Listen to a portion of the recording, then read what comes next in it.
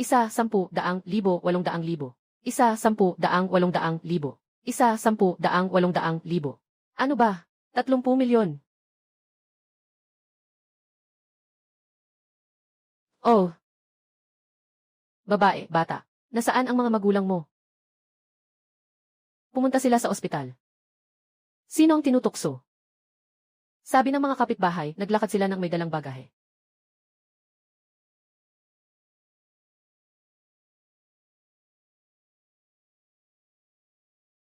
Ah, ah, ah.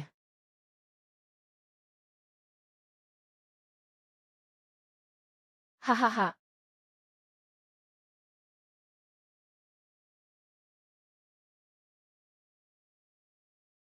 Nasa paligid ang pulis. Mga pare, umalis na muna kayo. Hanapin na lang sila mamaya. 10 yuan sa bulsa. 10 milyong utang. Paano ako mabubuhay? Paano ako mabubuhay? Paano ako mabubuhay?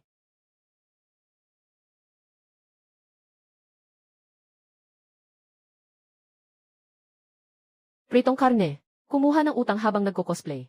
Senpei, pwede po bang makahingi ng tubig? 2 meat slices, wag tawagin si Qiankui. 2 meat slices, nasaan ang tubig? Baon ni slices, nasaan ang tubig? Kunin mo na sarili mo.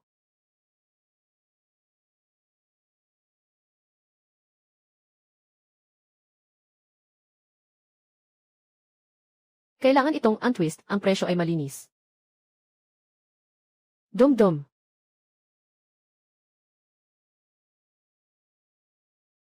Maraming salamat, Qiankui. Kailangan magbayad kahit tinatawag na senpai. 20 yuan. Sapat na ba ito? Ah, mayroon talagang gumamit ng pilak na ingot para magbayad. Swerte, swerte. Isang piraso ay sapat na. Sapat na ang ingot. Pwede pa bang kumuha ng 4 pang bote? Kunin mo na. Ah, nasaan na ang tubig? Inilagay na sa imbakan. Paalam, senior.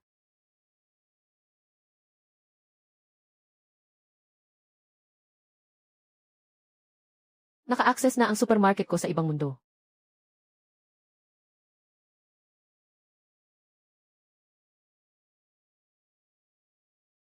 Tingnan lang muna.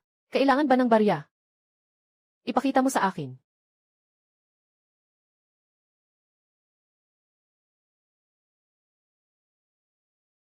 Kakaiba ang disenyo. Ayon sa presyo ng pilak, 2,000. May 2 akong piraso. Pakipakita ang pahina. 8 bote ng tubig kapalit ng 4,000. Sa susunod na pagdating niya.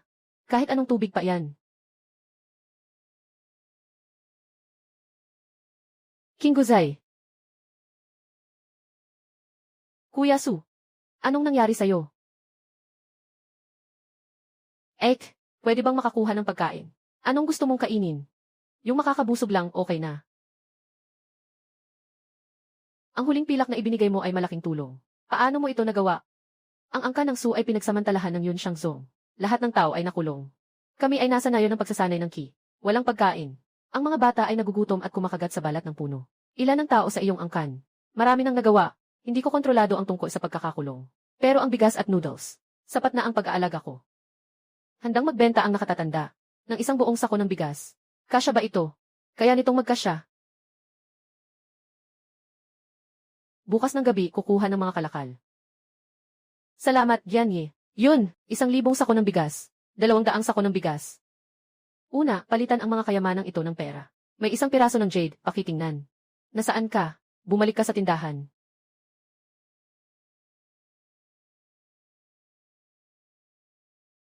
Ayan, Gil.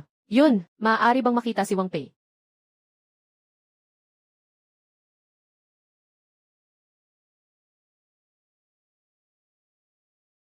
Saan galing ang Wang na ito? Minamana.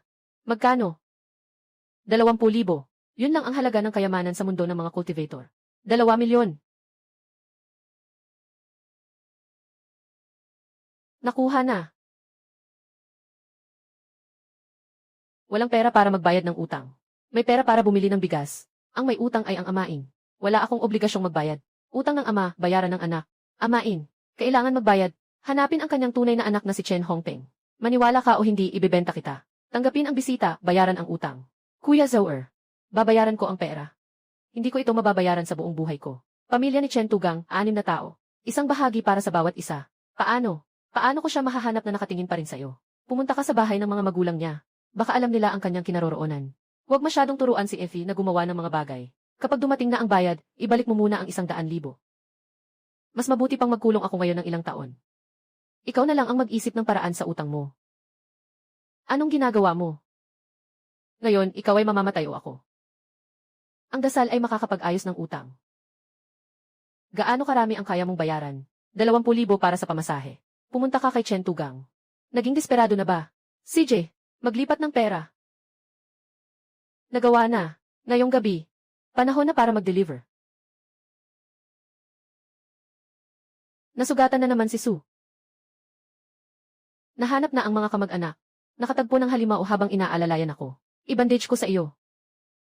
Naghihintay ang mga tao sa labas.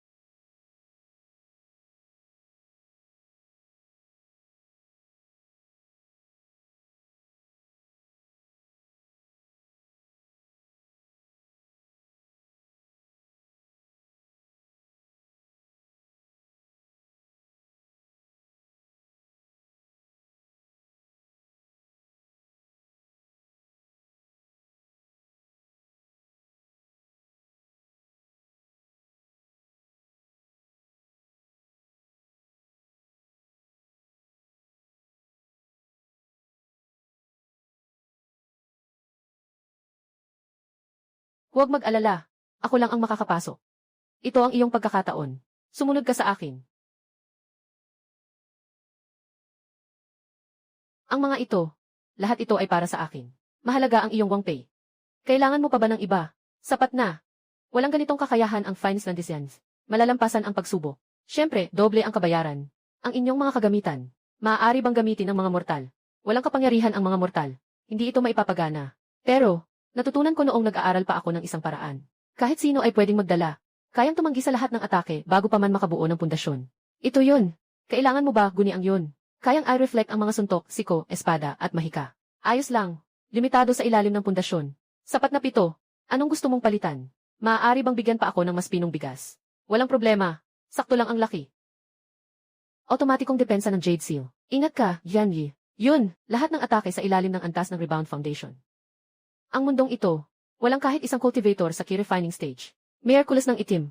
Subukan mong galawin ako sa susunod. Puno, ang yun siyang sek ay talagang nais tayong ikulong. Mas magandang sumama na lang tayo sa Xian Yu Anzong. Huwag na nating ulitin ang ganitong kalaking paglabag sa batas. Kung maghihintay pa tayo, mawawala na ang Su family. Kahit mamatay pa tayo, pipilitin nating makalabas. Ang pilit na paglabas ay magbibigay lang sa kanila ng dahilan para puksain tayo.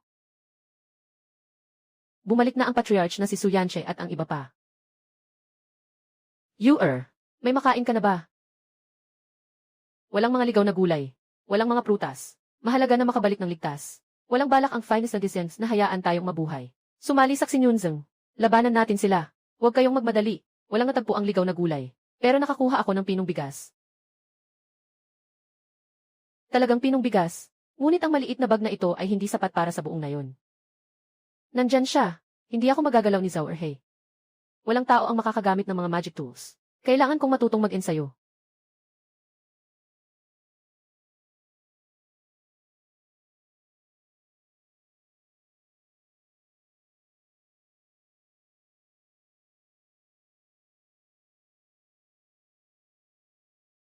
Tama, 7. Bukas na lang.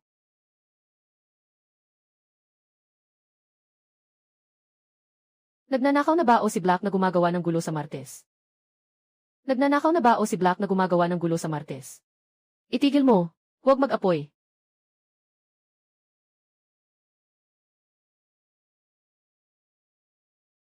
Wala siyang kapangyarihan. Ano ang kapangyarihang iyon kanina? Galing na naman sa ibang mundo. Kailangan mo rin ba ng pagkain? Ang sinasabi mo ay pagkain. Ito ay supermarket. Ano man ang presyo, lahat ay binibenta. Anong balak mo? Huwag kang magulo. Iyan ay isang bagay na may kapangyarihan. Gusto kong bilhin ang iyong pulseras. Ano ang gusto mo, pulseras o kagamitan? Gusto ko ng kagamitan. Ano ang ipapalit mo? Mukhang maganda naman. Lahat ng inilabas mo, pira-piraso. Bakit hindi mo ilagay sa storage bag? Hindi ka siya sa bulsa ko. Hindi iyon yung klase na mailaman na kayamanan.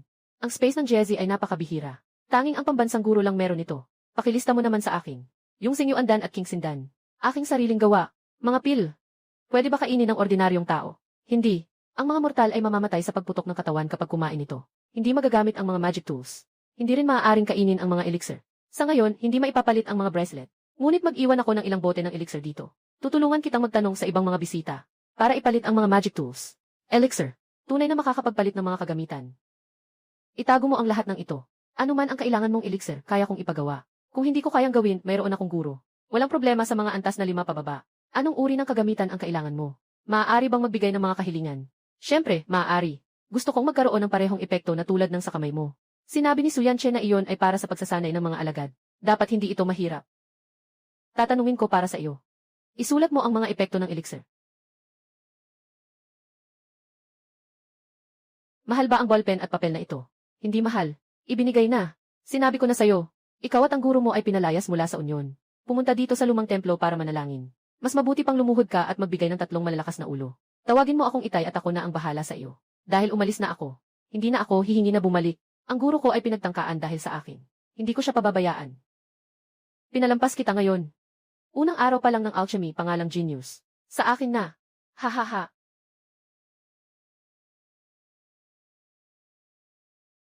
Bakit ka na naman bumalik? May pagkain ba si Yun Guniang?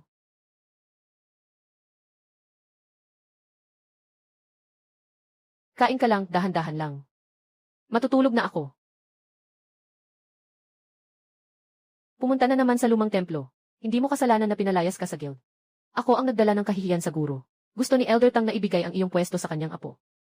Hindi ako papayag. Wala kang kasalanan. Guro. Nakakita ako ng kakaibang babae. May dala siyang mahika. Binigay ko sa kanya ang lahat ng pil. Pumayag siyang tumulong sa pagpapalit. Lumabas ka na, yun. Bakit hindi ka nagpadala ng pera kagabi? Nakalimutan ko lang. Magpadala ka pa ng 500 para makain tayo ng almusal, mga kaibigan.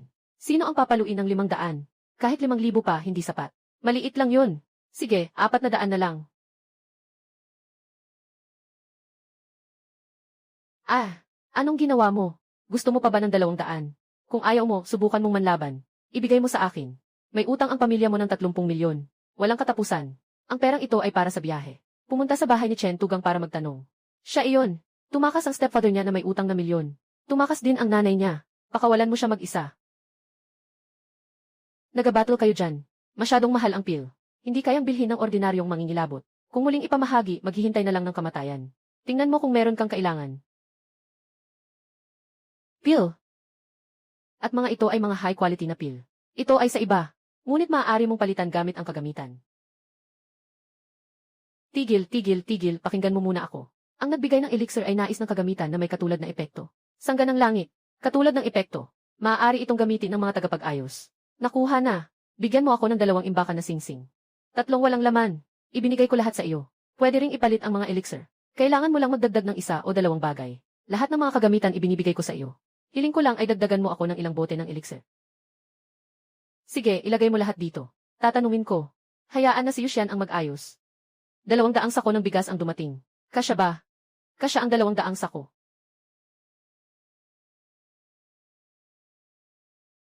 Ayan, Gil. Yun. Ginoong Yu. May time difference ba tayo? Pwede bang huwag ka nang dumating tuwing madaling araw? Pasensya na. Bakit hindi makapasok tuwing oras ng aso? Oras ng baka. Tama lang na oras iyon para kay Fei Yanche. May ibang bisita si Cheng Shai. Iwasan mo na lang sa susunod. Ang iyong elixir. Siyang nasiyahan.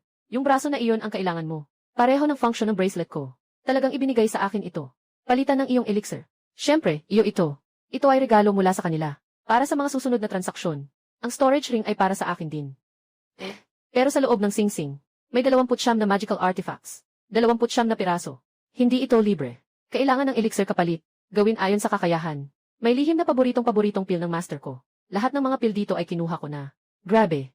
Napakamabuting anak. Master, nakakuha na ako ng magic tool.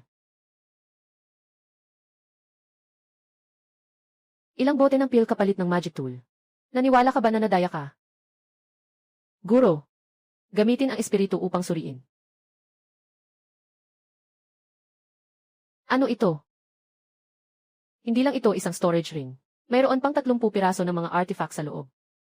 Walang sinuman sa kontinente ang makakagawa ng ganitong kalidad. Saan ito nagmula? Ibinigay ito ng Ginoong Yun. Hindi ba siya isang mortal? Saan galing ang napakaraming kagamitan? Hindi lang ako ang kanyang kliyente. Hindi lang ako ang kanyang customer. 29 na kagamitan ang kailangan palitan ng elixir. 29 na piraso. Hindi namin kayang bayaran. Pumunta ka at bayaran ito. Guro, sabi niya, mag-ingat sa kaya mong gawin. Basta magpapalabas lang ng balita. Matatakot ka bang walang magdadala ng mga pil sa pintuan? Tama ka. Bukas pupunta na kami sa auction. Haha. Nakakuha ka na ba ng pagkain? Nagbigay lang kami ng mababang antas na kagamitan. Hindi ba siya nagreklamo? Kasya na ba ito pang taglamig? 2,000 sako, puro dekalidad na pinong bigas. Ipakita mo na, pakiusap. Ang bango. Malamang na ito ay isang napakahusay na pilulang gamot. Wala kayong alam, ha? Daan ng dan. Pumunta sa pag-iimbak ng pagkakataon. Mas maliit ang sukat. Mas purong enerhiya. Yung mga sa CloudSec ay dapat tawaging pil lamang. Ito ang tunay na dan. Ito ay tinatawag na kingsindan. Nawawaksi ang mga demonyo sa isip. Pigilan ang hindi inaasahang pangyayari. Ito ang batayan ng alchemy. Dito nakatala ang maraming nawawalang elixir. Hindi ako pababayaan ng langit, su pamilya. Huwag na huwag itong ipagsasabi. Ang iyong Shangzong ay nasa ilalim ng mga taksil. Nag-aalay tayo ng kayamanan bilang tanda ng pagkakaibigan. Parang tupa na pumasok sa bibig ng tigre. Tama, hindi mo natapos ang sinasabi mo. Sabihin mo na. Lolo. Yung mga pagkain, pinalitan ko ng ilang piraso ng jade. Yung mga kagamitan, 29 na kagamitan. Ibinigay ko lahat sa kanya. Nangako siyang magbibigay pa ng isang batch ng elixir. Ganito ka lang magtiwala sa isang dayuhan. Hindi makakatalo sa 29 na kasangkapang pang-espiritu. Tama ang ginawa mo. Sa aming lahi. Baka may inside na pumasok sa amin. Maari bang gamitin ang mga pil para mapapayag ang ilang matandang elder sa Yun Siyang Set? Para magsalita para sa amin. Nasa iyo na ang lahat sa iyong babaeng tagapangasiwa. Ito ang aking ginawa noong mga unang panahon. Dalhin mo na lang at pasalamatan siya para sa akin. Hayaan mong magtipon ang mga kamag-anak para sa natitira. Huwag nating pabayaan siya. Maganda na rin. Ano pa ba ang kailangan niya? Mga gamit na pangkaraniwan na magagamit ng tao. May isang batch sa silid tahanan na akma para dito. Sama-sama tayo sa pila. Lolo. Ang huling-huli na. Saan nanggaling ang jade pendant mo? Kinuha sa Kingguzhai. Kailan ka nagsimula mag-alaga sa Kingguzhai? Kung hindi ako marunong sa antigong bagay, matutulungan kitang makuha yung jade na yun. Isang batang babae na nasa mga 20 pataas. Paano? May problema ba ang jade pendant? May iba pa ba siyang inilabas na bagay? 2 piraso ng pilak ang inilabas niya. Para kay Kuya Si. Ipapadala agad niya. Ngayon ay madaling araw. Sige, simulan na. Yo, Kuya Zoer. Napakamaaga mo namang nag-aasikaso ng negosyo. Tungkol sa utang, kailan mo ito babayaran? Nag-aalinlangan ako kung talagang may utang siyang 30 milyon. Ang dami mong utang. Dapat sana ay inimbestigahan mo na lahat ng koneksyon niya. Hindi lang nakatutok sa isang estudyante ko. Sinasabi namin kung ano lang ang tama. Kung gusto mong sirain, sige lang. Babawiin ko na lang ang gastos ko. Kailangan ko pang magkulong ng ilang araw. Dapat sana ay nag-usap tayo ng maayos. Akala niyo madali akong lokohin. Bayad sa gamot. Kung gagamit kayo ng masamang paraan, makakaitang kayo sa utang. Magpakalat kayo ng balita. Sabihin niyo na nakipagsabot ako sa mayaman. Kaya kong bayaran ang 30 milyon. Siguradong di makakatulog kapag narinig niya. Nanghihingi pa ako pabalik. Ibebenta ko ang bahay para makakuha ng 1 milyon para sa inyo. Huwag kayong mag-iisip ng kahit isang sentimo. Miss Yun, may magandang balita. Nabili ang jade pendant ng 3 milyon. Kumikita ako ng 1 milyon sa pagbebenta. Hindi ako mapakali. Magbibigay pa ako ng 50,000. Isang jade pendant na 3 milyon. May ilang pa akong hawak. Huwag na. Ang pagtaas ng presyo ay talento mo. Ako ay tanging kumuha ng sa akin. Sa susunod na may magagandang bagay, unahin ang recommended. CJ. Hello, supplier. Gusto kong mag-place ng bagong order. Timbang-timbang. 3 milyon pinilit bayaran ng 30 milyon. Sa likod ay isang malaking operasyon. Car Honghua isa. Yan ay mga tao ni second uncle. May ipapasa akong bagay para auction. Master Wang, hindi ka pwedeng pumasok kung walang yellow card. Hindi ka naman siguro nandito para makialam. Sino ang nag-umpisa dito? Wang Deming, lahat ng iyo ay pag-aari ng Unyon. Ibigay mo na kung may sentido ka. Nabawi na lahat ng umalis ako sa Unyon. Ethui, sino ang nakakaalam kung may tinago ka? Ang ibebenta ko ngayon ay hindi si Jiangzi o mga elixir. May mga magic item akong ibebenta. Kayo ba ay tumatanggap? Wala nang nakitang kagamitan sa mahika sa nakaraang 10 taon. Elder Wang, hindi mo maaring sabihin ang kagamitan sa mahika ay para sa guild.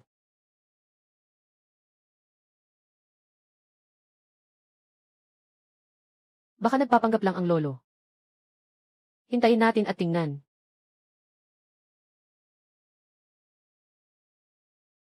Isang magandang kagamitan sa pagkuha ng kaluluwa. Kung hindi lang ako, mas mataas ang kaalaman kaysa sa iyo. Kagabi, nawalan ako ng konsentrasyon. Ang bagay na ito ay tinatawag na soul calling bell. Dugo ang patunay ng pagmamay-ari. Maari ko bang itanong kanino ito nagmula? Malinis ang pinagmulan. Ano ang pangalan ng master? Hindi ko pwedeng sabihin. Tinatayang starting bid ay 100,000 na mababang uri ng espiritu na bato. 100,000, 800,000. 800,000, 800,000. Lolo, ganito ang presyo. Pinalayas ko sila sa Unyon. Sila pa ang nakabawi. 1,000,000 na espiritual na bato. Kita ng royal. Nakuha na. Okay.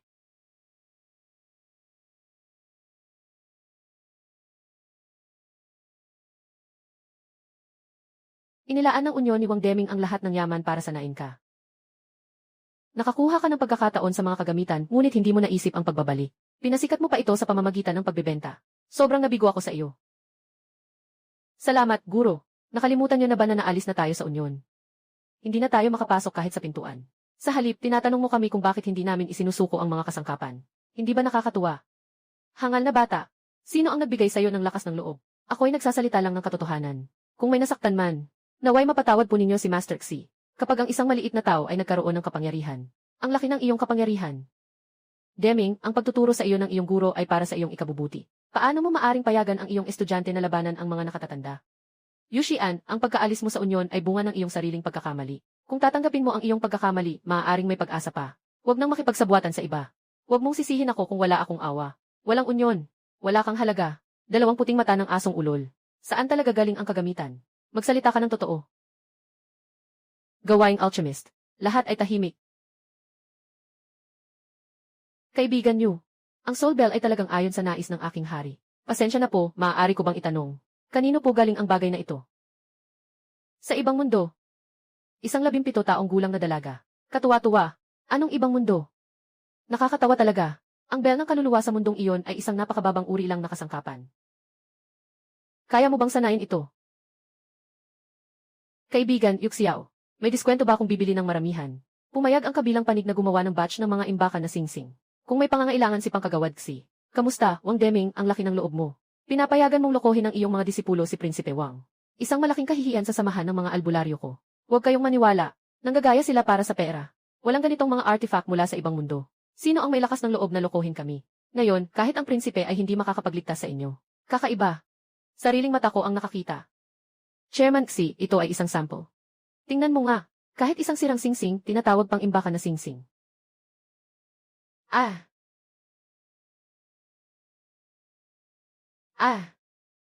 Talagang space ng singsing ito. Ganito kalaki. Pakita mo nga sa akin, Presidente.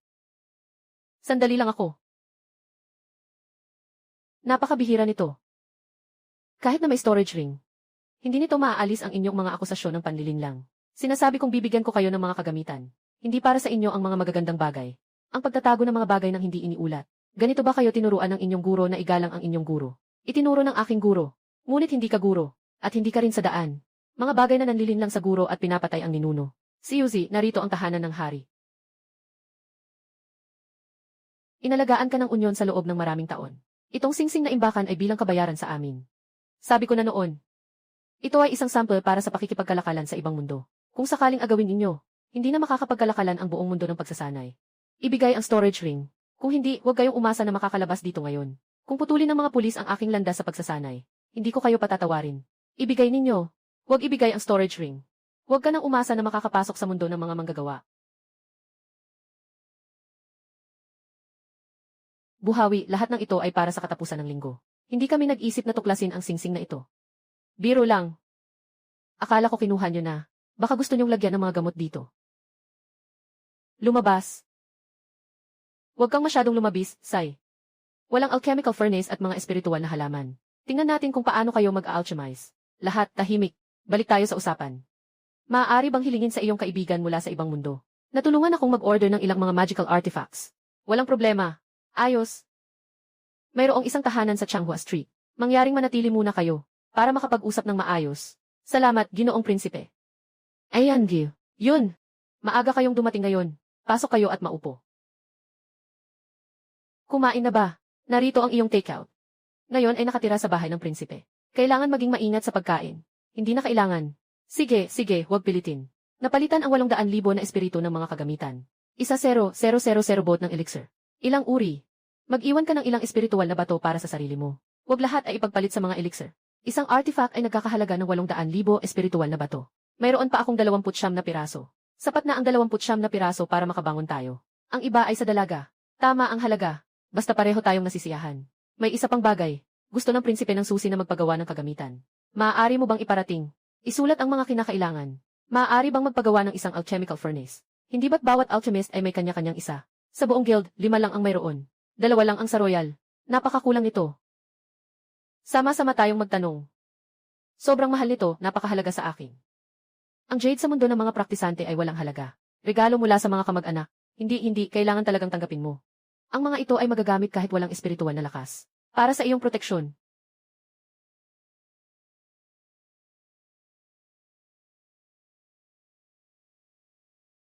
Isang panig ay nagiging baliw dahil sa kakulangan ng mga kagamitan. Ngunit ang mga elixir ay nakatambak na parang bundok. Sa kabilang panig, kabaligtaran ang nangyayari. Isang namamatay sa tagtuyot, isa namang nalunod. At ako ay nakatayo sa gitnang bahagi. Sige, pag-usapan natin ng maayos ang tungkol sa mga elixir. Su, kapatid. 1,000,000 boat ng elixir. Tingnan mo mismo. Hindi lang ito 1,000,000 bote. Dahil dito, may lakas na kami sa supamilya. Huwag kang magmadali, tulungan mo akong tingnan ang mga guhit ng nakatakdang kagamitan. Walang problema sa alchemical furnace. 30, walang problema sa alchemical furnace. 30, 43. Ngunit ang 9 na ito ay nasa antas ng mahika. Ang pamilya Su ay nakatali at kulang sa materyales. Ang paggawa ng mahika ay magdadala ng pagsubok mula sa langit. Una, gumawa tayo ng alchemy furnace. Ako ang bahala sa materyales para sa 9. Ang inyong mga kagamitan ay mahirap hanapin. Magtiwala ka.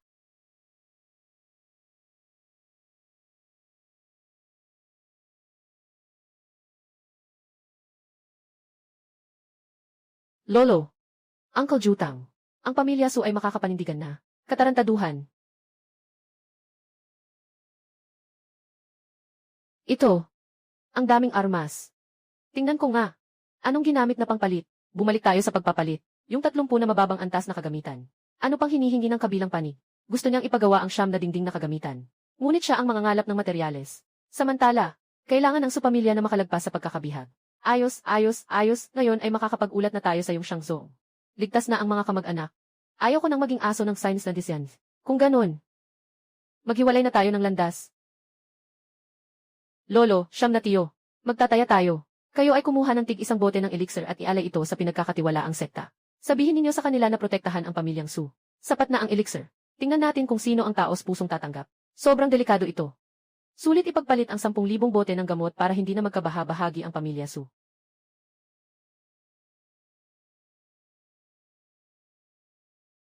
Yun Saizi, bakit hindi ka pa pumapasok sa tindahan? Kahapon pa ako nag-message na hindi ako pupunta. Maniwala ka man o hindi, babawasan ko ang sahod mo. Yung 1,000 piso, bonus mo na iyan. Sumali sa Hey.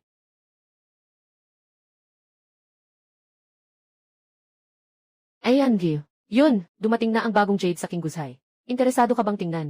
Sige, okay lang ba ngayon? Siyempre okay lang. Lolo, ikalawang kuya. Sumagot na ang batang babae na makikita siya. Kailangan kong personal na makita siya. Huwag kayong pumunta. Iwanan ito kay Rongsing. Huwag mong takutin ang tao.